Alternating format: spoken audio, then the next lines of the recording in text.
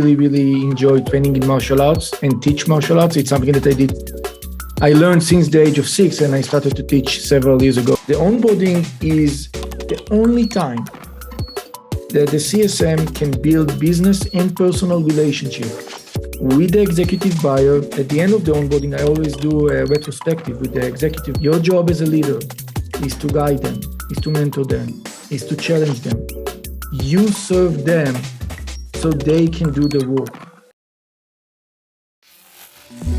This is the Launch Station, the only place you need to look for all things onboarding, implementation, and customer success. Tune in for insights from industry experts every week.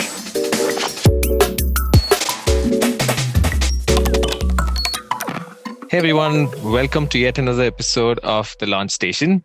Today we're going to be talking about an interesting topic, something that's been making the waves over the last year or so, customer-led growth, CLG, and how that applies to the world of customer onboarding. And we have a special guest with us. We have Nir Kalish, who's a very experienced customer success leader. He's been a leader across post-sale functions as well as pre-sale solutioning in the past. Right now, he's VP of CX and Customer-Led Growth Advisor at Amplemarket. And he's also a champion of this whole CLG movement, and he's been an advisor for the whole movement itself. So welcome, Nir. Happy to have you here chatting with us today. Hi, Sri. Nice to be here as well. Awesome. We'll start with a quick icebreaker. What do you consider your superpower at work, and what's one thing you love doing outside of work? Okay, so I will say that my superpower is being very direct, and I expect others to be very direct with me, even when it's saying the tough things. And after work, except being with my family and spend time with the kids, I really enjoy training in martial arts and teach martial arts. It's something that I learned since the age of 6, and I started to teach several years ago. Wow, that's interesting. Super. So, you've been someone who's contributed significantly to the development and the promotion of this whole movement, the customer-led growth strategies, right, and practices around it. How would you define customer-led growth, and why do you think it's something important for businesses to focus on in today's environment in 2023, given what we know about what's happening around us? Yeah, so customer-led growth is a business paradigm. It's not a customer success paradigm. It's actually a business paradigm that focuses on cheaper and faster and more reliable revenue source, which is our customers. If you think about it, companies' revenue comes from new customers and from existing customers. And I will say that until the recession, the focus was always on new logo, new ARR. And that was easy when money was cheap, and you could just hire more AEs and close more deals because everybody had money. When the recession started, more and more companies decided that they are stopping their budgeting outside. And companies, especially in the SaaS world, started to understand that, wait, we have customers. We can upsell them in a much cheaper way and faster way, right? So new sales become very, very hard to do, while existing sales, I'm not saying that it's easy, but it's much easier in a recession and post-recession comparing to new customers, or to try to bring new logo, right? And the idea of the paradigm is it says, okay, we have two channels. We need the entire company to focus on both of them. So it's splitting the efforts of the go-to-market teams, meaning marketing and product and sales, on how we also grow the existing customers. And if you think about it, as you become more mature, companies' revenues, 30% of it coming from existing customers, right? So if we'll take and start it earlier, even in the startup life, we can be much more profitable faster down the road. And I will say that, in order for CLG to be very successful, the best approach is that for companies is to start to understand that they need to be customer-centric. You need to do a shift in the executive team to understand that customer-centric means everybody think about the customer, not only customer success. Okay, and our statistics prove it. So, Harvard Business Review, for example, published a lot of articles that says that the cost of customer acquisition and retention is between 5 to 25 times more or less expensive than trying to acquire a new customer. And if you think about it, it makes sense, right? We don't need to invest in marketing, or we don't need to invest in trying to fish the entire ocean. I can focus on marketing that is targeting to customers that already know what I bring to the table. Deloitte published a research that says that, if you are a customer-centric company, you are 60% more profitable comparing to companies that are not customer success. So CLG basically is a paradigm that helps to generate those success stories in a company. Yeah, I mean, can't agree more that, it's much more efficient to be engaging and upselling your existing base who already know who you are, what you're capable of delivering for them. And of course, it takes the whole company to be truly customer centric, not just making it a responsibility of one team. In your experience, what are some common challenges that businesses typically face when they're trying to implement customer-led growth strategies in specific, and how should they try to overcome them? Yeah, so I will say that there are two main ones, right? And one is the lack of understanding that customer success and CLG is a state of mind of the company. It's not a state of mind of the CS organization or the CS leader. And it's an initiative that requires the entire go-to-market team, which means marketing, sales, product, and customer success to be part of it.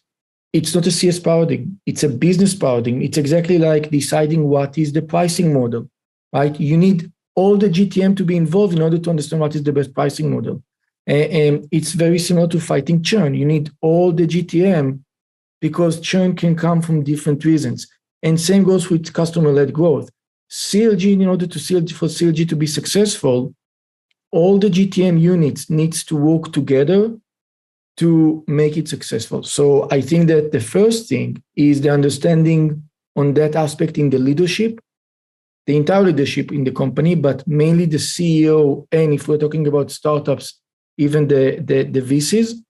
And it's the CEO job is to force the entire GTM teams to build the customer-led growth paradigm and strategy. And the second is that, and I will say that it's both on the executive but also on the CS leadership, is the understanding that it takes time to build CLG. You cannot just come in the morning and say, okay, I read the CLG book and I want to implement it, and let's do it, and it's 3 months. Because for many, many years, customer success, we did not good job as we should have done to help executives, to help the VCs, the CEOs, the chief revenue officers, the founders, and the CFOs to really look at us as a revenue generator unit. So for the last 15 years since customer success started, the approach is always customer success job is to make customers happy, and it's a cost unit, right? So we need, in order to make it successful, it takes time to change that paradigm. It takes time to change and to build the foundations for a successful CLG, right? We need to shift ourselves, even internally, from speaking about customers' happiness, customers' health, which we need to, into revenue models, into revenue KPIs, right? And it's not only speaking, it's truly understand what those KPIs means and how we in customer success impact that. And that takes time. Got it. I'm just curious, for this part where, this CS leadership or teams, they have that responsibility to educate the rest of the org about how or create the right perception around it being a revenue unit and not a cost unit, do you suggest any resources that people can look up or refer to figure out how to bring that change in mindset? Yes. Or do you have any leaders you recommend they talk to get a better understanding of, hey, my team has this problem. I need help to figure out how to solve it, how to, make that transition happen. Yeah. So first, people can always, feel free to contact me. I'm more than happy because it's one of my, I will say, personal initiatives is to make CLG the right approach for customer success. I partner with Catalyst Leadership and 115 other GTM leaders, and we wrote together the CLG guide. Right, that guide is around 56 pages. You can download it for free from a Catalyst website, and you can follow that guide to do it. In addition, there is the list of all the CLG advisors there. Those are the people that we set together and met for months to build that guide. Each one of them will be more than happy to assist and address CLG questions. And one other initiative that it's still not ready, but and I will probably talk about it in the end. But I partnered with 3 GTM leaders, and we are planning to write the CLG Bible of how to implement CLG from A to Z. But that hopefully will be ready in the end of December. Sounds exciting. Great. So when we spoke earlier, one of the things you told me was about like how in every new role that you've taken, you started by first focusing on just improving and bettering the organization's onboarding processes. How do you think onboarding fits into the larger picture with respect to CLG? Like, how do the two go together? Yeah. So first, let's talk about, what is the onboarding life cycle, or I will go even deeper. What is the goal of onboarding? So if you think about it, there are three main parts of an onboarding process, right? There is the handshake with sales, okay? That's handshake, and please know that I'm not calling it transition. It's a handshake. We are still involved together as partners, okay? But the handshake impacts the sales discovery, okay? It impacts the ICP identifications, and it helps the sales to do the right discovery, that input of the discovery on the CS or the CSM when they are building the onboarding plan. Okay, so that's handshake. It's actually impact how the discovery will look like, how the alignment will look like, ICP will look like, and that basically helps us to understand the customer's business pain. And now we need to build an onboarding plan to address those pains. Right? The second thing is, if we think about it, is we need to focus in the onboarding to onboard the first team, showing them how our service address their business pains in order to build the trust and the credibility for the executive buyer to show him that he chose the right solution, right? Because if we can do that, then now the executive buyer feel more comfortable to expand. Okay. And the third is the onboarding is the only time that the CSM can build business and personal relationship with the executive buyer and with the champions. And those relationships are a key component down the road to leverage as risk mitigations, to identify business opportunities, and to assist with upsells probabilities and renewals.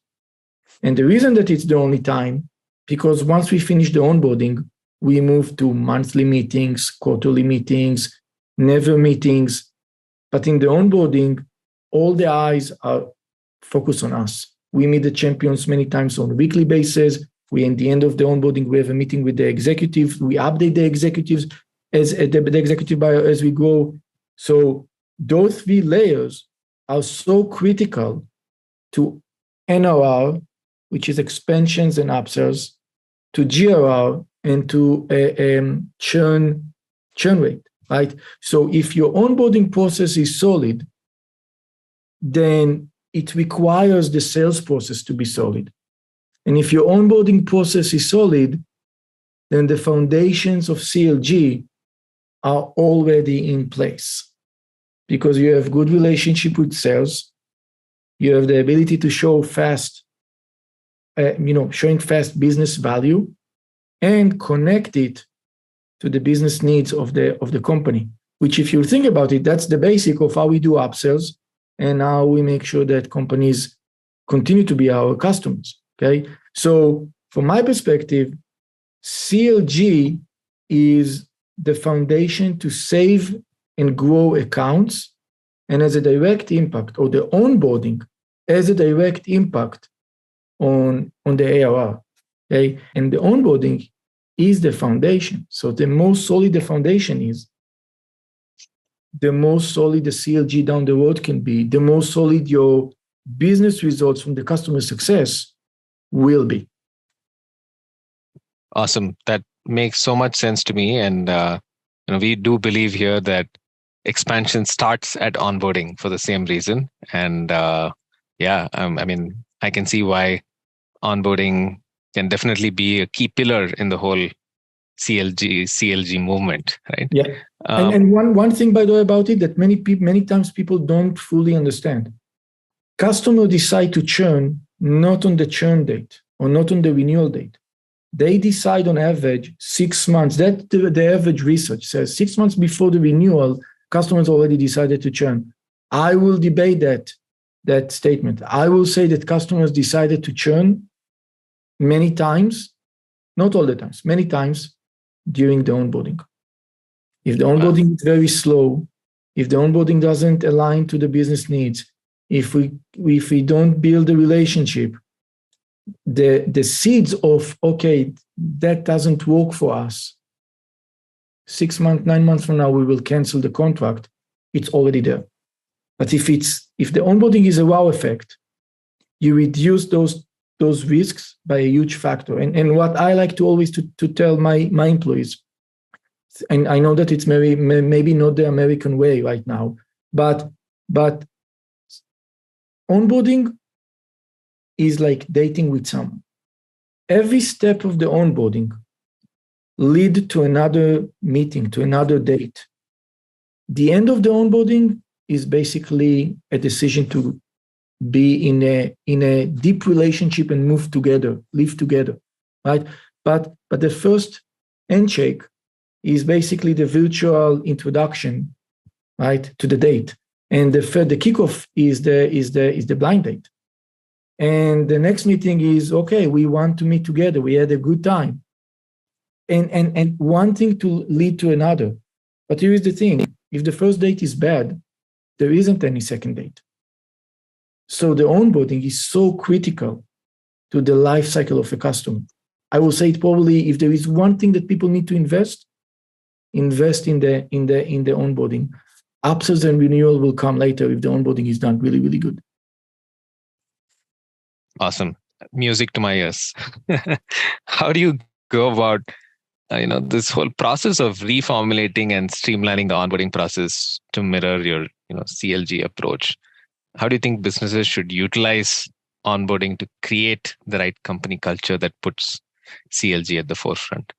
Okay, so I will start with in the past. Okay, so in the past, I did really poorly job on onboarding and designing the onboarding. Okay, talking about 6, 7, 8 years ago. And in the past, my method was, okay, let's onboard everybody. Customers sign, let's onboard everybody. Let's train them on everything that we have in the system. And as I grew up, I understand that we need to focus on value selling, even on during the onboarding.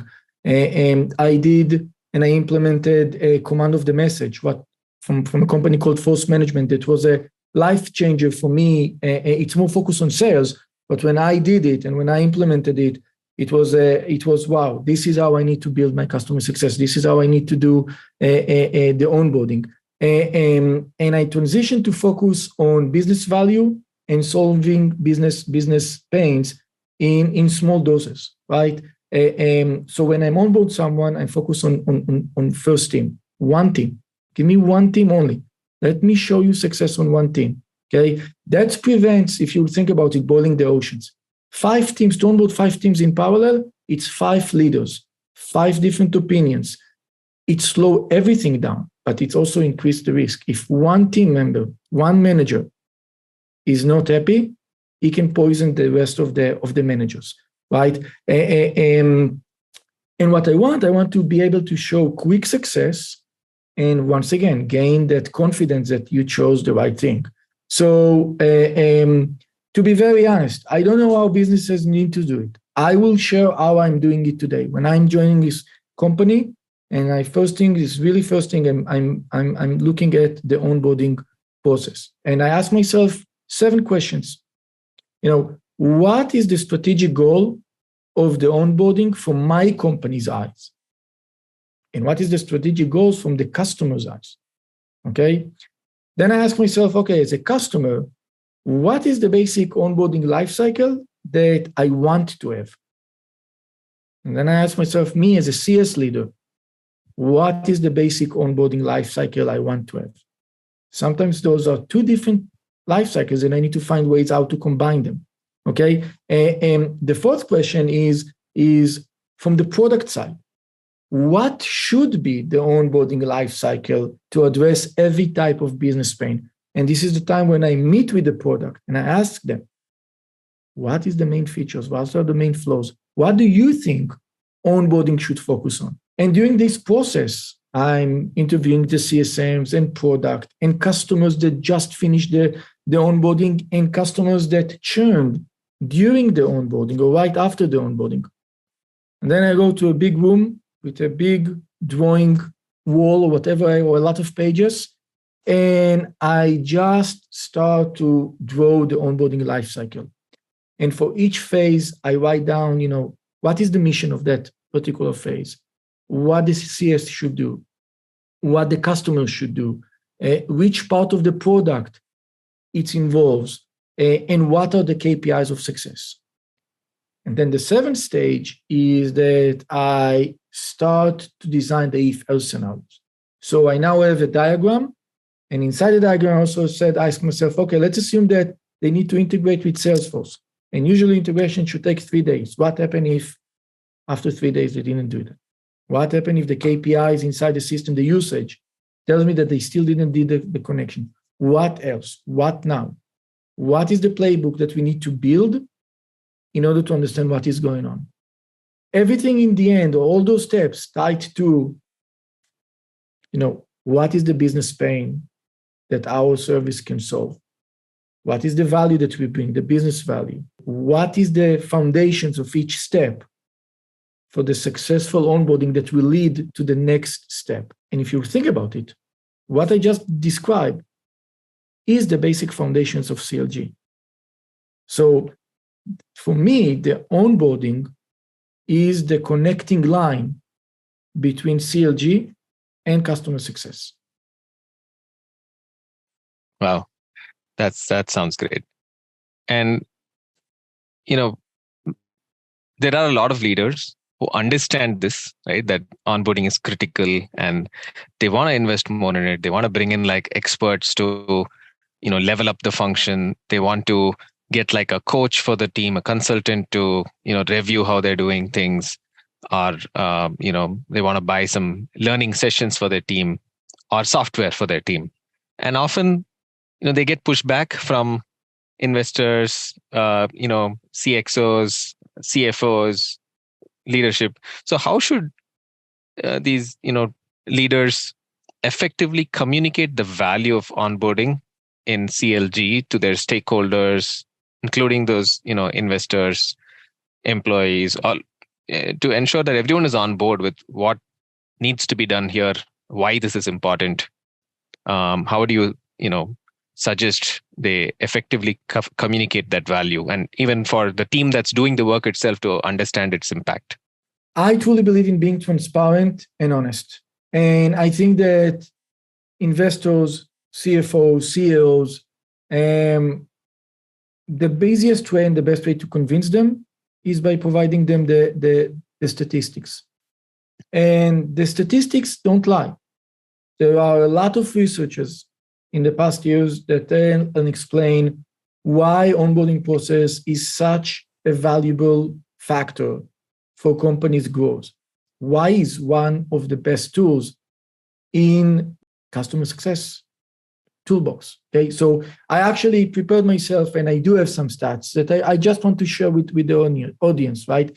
So here is the thing. For example, if we're talking about a customer retention, okay, there are studies that suggest that well-structured onboarding process can increase customer retention by 25 to 30%.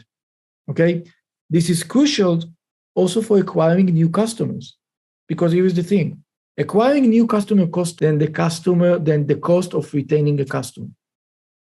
So if the onboarding is not done well and we are losing customers, in order to close the gap, we need to invest 5 times more money just to close that gap.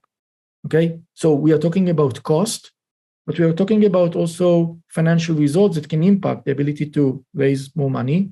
And if you're a public company, that impact the stock option or the stock price, right? If you're talking about, time to value is a very important KPI, right? So there are studies that shows that proper onboarding, can speed up the customer's time to value, okay? Which, once again, time to value means the time it takes for the customer to start realizing the benefits from their purchase, okay, or subscription. Now, here's the thing. If we can increase, or I would say reduce, the time to value, we actually speeding up the customer satisfaction. But here is the trick. If we are speeding up the customer satisfaction, not only that it impact or increase the renewal date, the renewal rate probabilities, it's impact the upsells rate probabilities. Because if I'm happy and I see the value, I can buy more. I want to buy more. I want to invest more. I want to increase my organization usage on that. Okay. If we are talking about, reduced churn, okay. So here's the thing. There is a known research by the Onboarding group, okay, that it literally shows that formal onboarding process impact retention by 54%, which, right, every VC needs to tell the CS leader right now, stop. You want to tell me that if I will now invest 3 months on building the right onboarding process, I statistically can increase or reduce churn by almost 50%. It's increasing the CLV, the customer lifetime value, okay? Because here is the thing. If we have a good onboarding process, we increase the lifetime value, because the probability of selling to an existing customers is 60 to 70% higher, comparing to 5 to 20% probability to selling to a new prospect. What it means is that if I'm a startup or if I'm a company and I create new product lines, it's much, much easier to sell those product lines to existing customers than to sell it outside. So it's not only the effort of selling, it's also the success of selling. Onboarding increased revenue, right? There is a research by Deloitte that found that customer-centric companies, and customer-centric companies, by the way, means onboarding-centric companies, okay, is 60% more profitable compared to companies that are not focusing on onboarding and customers. It's increased higher product rate, if you think about it, because, or higher product adoption rate, because here is the thing. If I succeed to show the executive during the onboarding that I can solve his business problems and pains, at the end of the onboarding, he wants all his team to use it. Not only that, he starts to make maybe many times to put that product into his strategic review. He starts to look at the reports. He starts to monetize the value that we bring into his decision making. Okay. And the last thing is that it's improved the brand perception. Because if you think about it, the onboarding is the first time we really truly interact between the customers and the product. And if the onboarding is smooth, the feedback and the feeling of the users is really, really good. And if the onboarding is not good, and guess what happened? It doesn't matter what is the cause. They go to G2 Crowd Review and they say, we didn't see value. The product sucks, it doesn't work. Right? So there is an impact on the brand by doing a really good onboarding. There is the wow effect that the end users, the champion says, wow, that's really made my life easier. So in the end of the onboarding, when I ask them to go and put a G2 review, they will put a positive one. But guess what? If it doesn't work, I don't even need to ask them. They will go by themselves and will put a bad review, right? So if we explain, I just share some numbers. If we explain to the VCs, to the CFOs, those numbers, okay, I believe that we can convince them to allow us to invest the time on building a good onboarding. Now, if you can give me two more minutes, I want to do a quick simulation with you, okay? Let's assume that you are both the champion and the buyer coming to an onboarding kickoff, okay? They just finished the intro, right?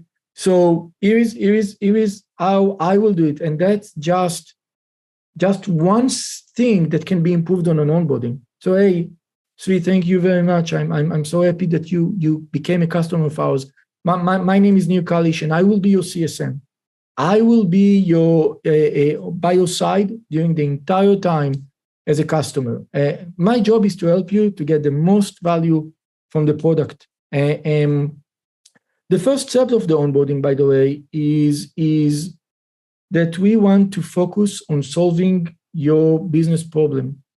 I looked at or discussed with the AE last night, and here are the reasons that we think that those are the pains that you want to solve. Take a quick look, and now we dive into it, and what are the problems, and how it impacts you, and how you will measure if I'm doing the right job. And guess what? If a customer doesn't know how to measure it, we already have a problem. Because now, if he doesn't know how to measure that we showed him the success, it means that we are in an endless onboarding cycle. How many companies out there, SaaS, start an onboarding and 9 months later, they're still in onboarding? Because it was never clear what are the expectations, okay? And here is how I convince a customer to only focus on one team. So, Sri, after we deployed hundreds of customers, our best practice is to divide deployment into 3 phases: onboarding, retrospective, and rollout. The onboarding lasts around X weeks, different from company to company. And it's designed to make adding teams a rinse and repeat, okay? So in order to do that, we want to pick a single team. We don't want to boil the ocean. We want to start with one team so we can focus on building the playbook of how deploy teams down the road.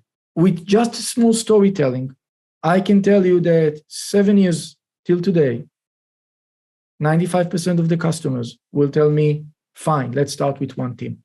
Okay? Makes sense. Just that change can change dramatically the first impression of how we can make the onboarding much more successful.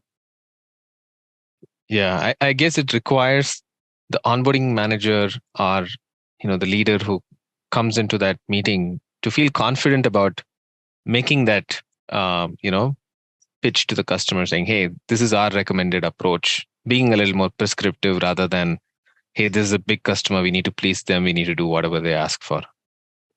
Yes, and part of it coming back to the question that you asked, right? How I design. So when I'm building the process, and of course I'm building it with my team members many times, unless I'm the first one that needs to build everything from the ground up. But then we build the presentation, and for each slide we build the storytelling, because a lot of the onboarding is a storytelling. It's not just you need to do A, B, C, and D. It's a storytelling of why the first team, why we meet every week, right? How many times people as onboarding, they say to the customer, we need to meet every week, and the customer tells them, forget about it, I'm too busy. because we compete with the customer, or we compete with other service providers on the customer's time. So I need to tell the story of what is it for you. Makes sense. Can you share some success stories about like businesses that you've seen successfully use customer-led growth strategies to improve their onboarding process? Yes. So I will share my success story. So in my previous company, we built the onboarding process that addressed customers' business pains. We made sure that we understood together with the AEs what are the reasons for buying. And we demonstrate the return of investment, the ROI during the onboarding, okay, with the champions. So we worked with the champions. Once we understood that we solved the problem, we worked with the champion to understand what is the ROI for it, and we show it to the executive buyer. So in 2021, we finished the year with NPS of 65, which is nice. We had a churn rate of 2%, and we had an NRR, net dollar retention, of 140%. At the end of 2022, and just a reminder, middle of the year, recession started, world went crazy. We finished the year with still 2% churn rate. NPS dropped a bit because, once again, our product was user-based, so of course there were layoffs, so it impacted, but it was around 130% net dollar retention, and the NPS dropped a bit into a scoring of 55, okay? So not only that, but 85% of the customers that were onboarded, at the end of the onboarding, I always do a retrospective with the executive buyer. 85% of them were willing to give us a case study or G2 Quad review, okay? And we had 15% of returning customers, meaning that customers brought us, left to another company, and brought us to the new company. Well, we, by the way, stayed in the old company. And 5% of the customers introduced us to their colleagues, which became new customers. Okay? But everything started in the onboarding, because here is the thing. I'm asking for case studies at the end of the onboarding, right? The value is being shown at the end of the onboarding, which lead to the expansion on the rest of the 9 months that left until the renewal. Great. In your opinion, what would be the right metrics to track customer satisfaction and growth? Okay, so I think that it's a mix of several ones. Okay, I will start with the big ones. Okay, the ones that needs to be part of the bonus structure and that really needs to always be shown and explained and investigate. It's GRR, it's the churn rate in logos, and in churn rate in dollar amount, and it's the net dollar retention, the NRR. Those are the big stones. Now we go one level below. It's the NPS, where the NPS we divided by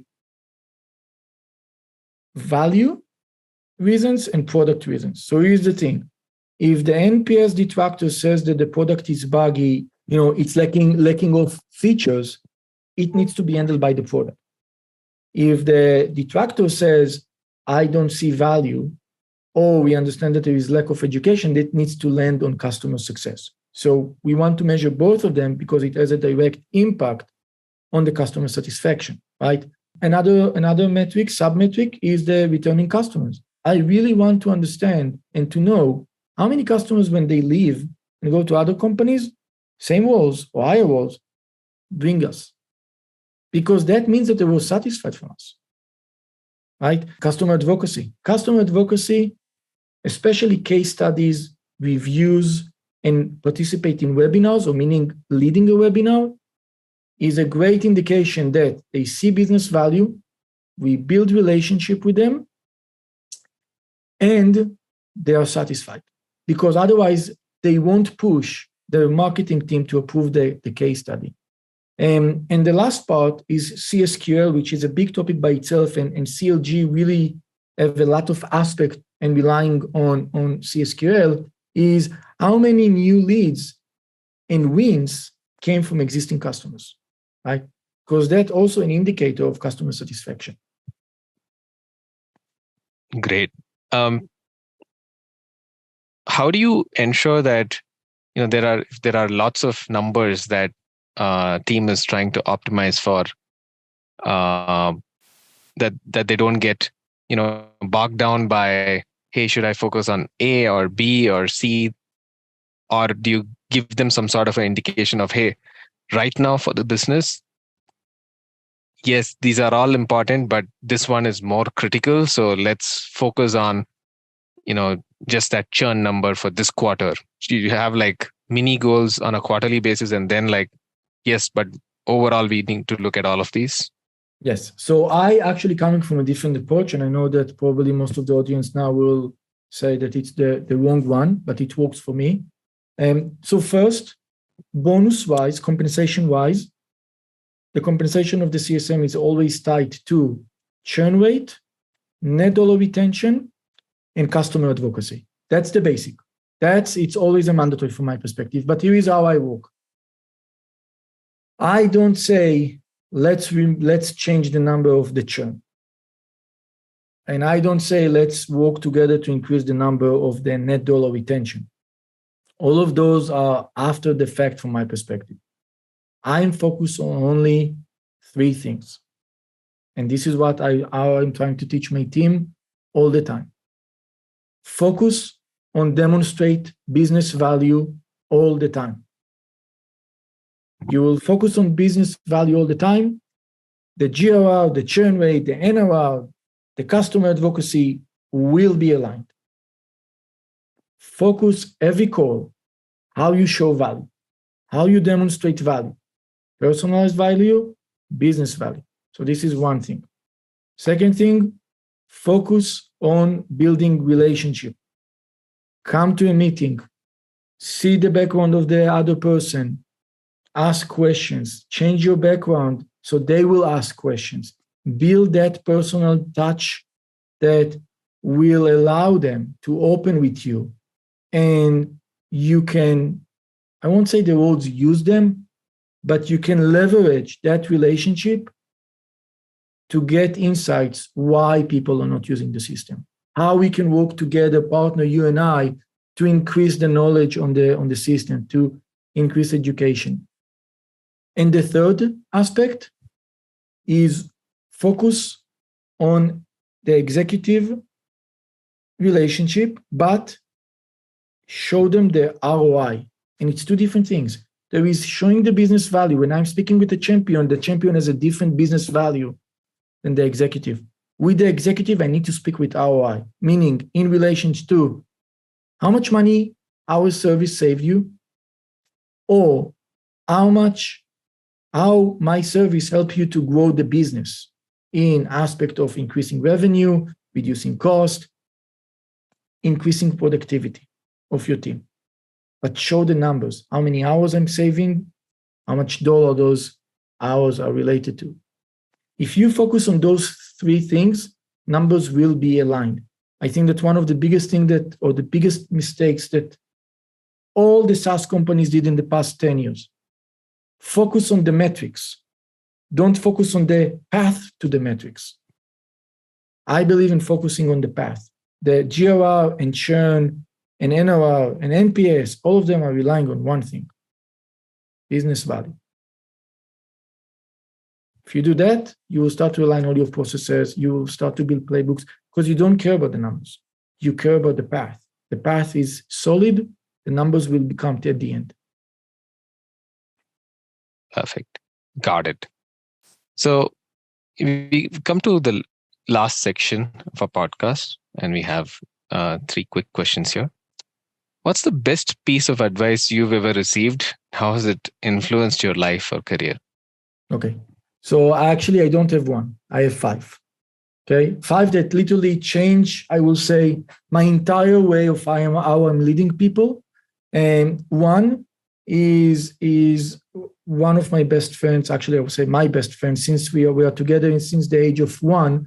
And when we were in high school, he showed me by example how to stand behind the thing that you believe, and willing to pay the price for it. And that moment that he did it was a waking moment for me. And since then, I took it with me that you do what you believe, regardless of the consequences, because two things will happen. One, you will live a much happier life. And two, people will follow you because they know that you always do the right thing and not the easy thing. The second one is, as I told you, I trained in martial arts. I had an amazing teacher for life. And he taught me that, you always raise the bar. Every time you raise the bar.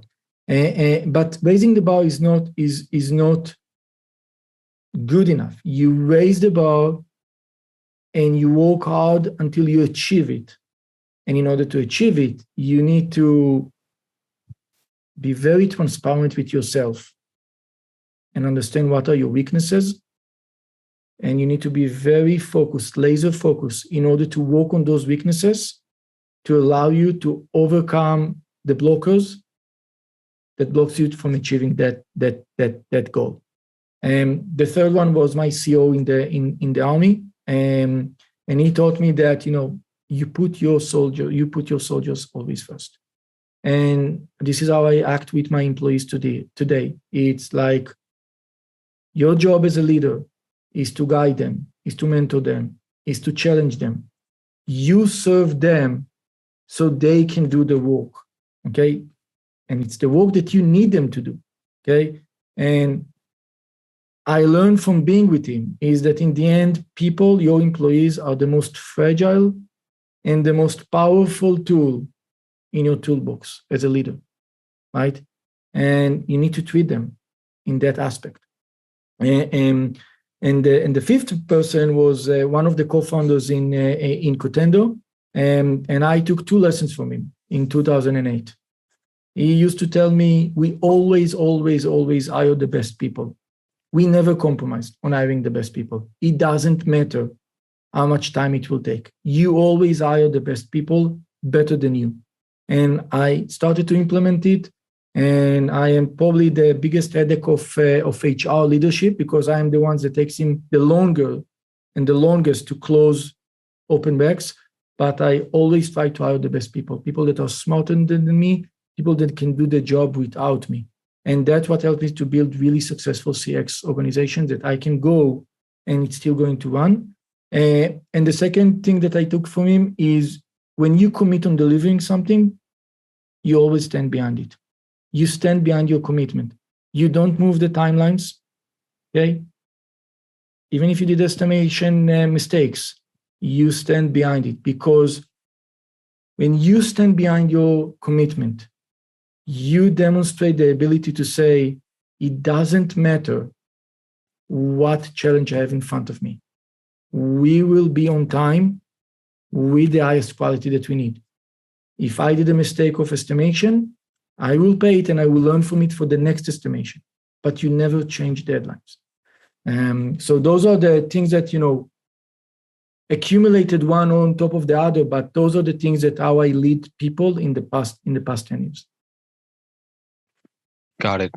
What's one professional goal you have for 2023?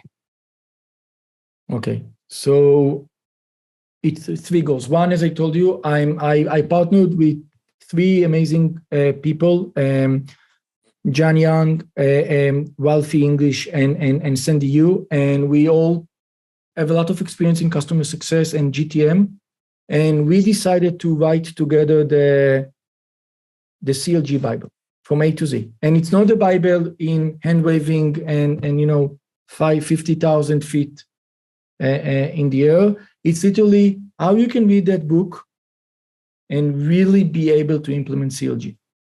So that will be that's one of the challenges, and especially for me, because one of the things that I don't like, I always used to be really bad at it and I disliked it, is writing essays. So now I need to write chapters in a book. So that's also a personal challenge for me. The second goal is, I started in Amplemarket a new adventure a month ago. And I really want to build, again, profitable and scalable and state-of-the-art CX team. Until now, I always did CS leadership. Now I'm doing CX, so I'm literally managing and building the support, the sales engineering, and the customer success. And I got a huge trust from the founders, and I really, really want to make it fully work because they put a lot of trust in me, and I want to show them that they, once again, coming to onboarding, I want to show them that I bring the value. And the third one is, as I told you, CLG is something that I truly, truly believe. I want to push and help others to implement CLG, to make CLG as the bread and butter of customer success. Very similar that today when you go to sales, they all talk about band and other, known phrases that when you throw it to salespeople, they all know what it is.